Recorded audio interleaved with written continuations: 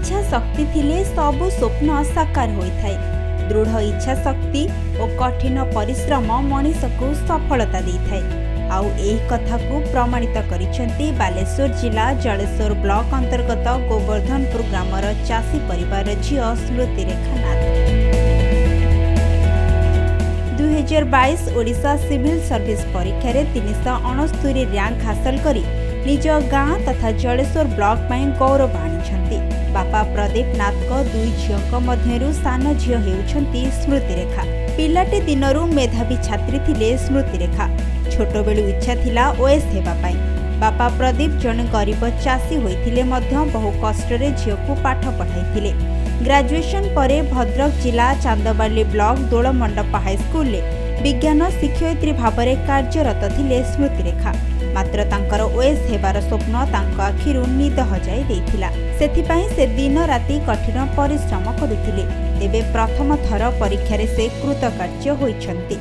मु 2022 Odisha civil service परीक्षा रे रैंक हासिल करिछि एवं मु एहार श्रेय मो बापा मो माँ एवं मोर समस्त परिवारवासी को दौछि। मु जेहेतु हाई स्कूल ले विज्ञान शिक्षक रूपे काम करुथली ता बाद मते जेतिकी समय मिलुथिला 7 रु 8 घंटा एवरेज मु परिश्रम करू। जन्म माटी रे पहुंचीबा परे गाँ लोके बाजा बजाई शोभायात्रा करी पाछोटी नेछंती तांको। किए फूल तोड़ा देई कुंढाई पकाउछि तो किए दीप लगाई बंदापना करुछि।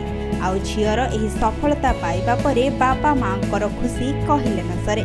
से सिविल सर्विस 2022 रे 369 रैंक से रखी। आउ से दुलमंडप हाई स्कूल चांदबाली ब्लॉक माने भोगराई आमर भद्रक डिस्ट्रिक्ट रे जॉब करुची। तार छोट काल कही से बहुत टैलेंट थिला। तेणु मुझे भाई से दिन बहुत बड़ चाकरी कर मोर इच्छा थिला से गोटे अलग लाइन जीव कि तार इच्छा थिला जे से दिन माने आईएएस बा ओएस हम। तेणु आज से परिश्रम से करी मु तो बहुत खुशी जेहेतु मो झील आज मो मुंड बहुत पूरी जाए। तेणु तापाई बहुत बहुत खुशी।